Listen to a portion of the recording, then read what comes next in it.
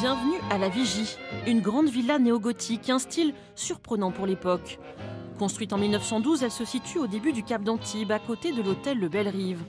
450 mètres carrés, 8 chambres, 7 salles de bain, une piscine à débordement et un accès direct à la plage. C'est l'une des rares villas les pieds dans l'eau, avec une vue imprenable sur Golfe-Juan qui attire personnes fortunées et artistes. En 1924, l'un des premiers locataires n'est autre que Picasso, un lieu qui l'inspire. On retrouve la tour et ses créneaux de la Vigie dans ses tableaux. La légende voudrait qu'il ait peint un des murs de la maison et que ce mur n'ait pas plu au propriétaire, M. Gould, par la suite, et qu'il ait fait recouvrir le mur.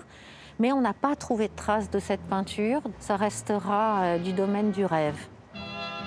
Ce coin de paradis, avec les plaisirs des bains de mer, ce sont les Américains qui le découvrent et le font connaître dans les années 20. L'écrivain Scott Fitzgerald séjourne avec Zelda à l'hôtel Bellerive, juste à côté de la Vigie.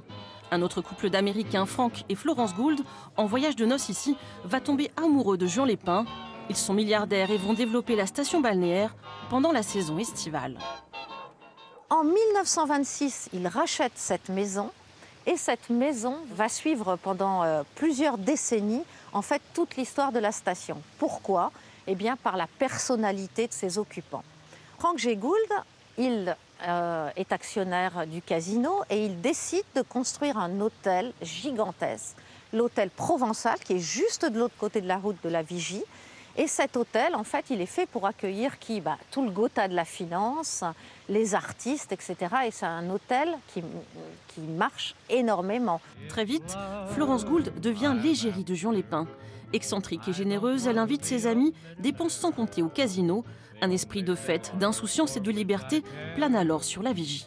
Son ami intime, c'est Jean Cocteau. Elle reçoit André Gide, elle loge tout le monde, elle fréquente Maurice Chevalier, elle joue à la pétanque avec Charlie Chaplin.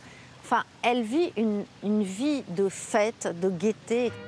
Aujourd'hui, la Vigie est estimée à 27 millions d'euros. Le prix de la vue sur la Méditerranée pour une demeure historique qui n'a pas encore livré tous ses secrets.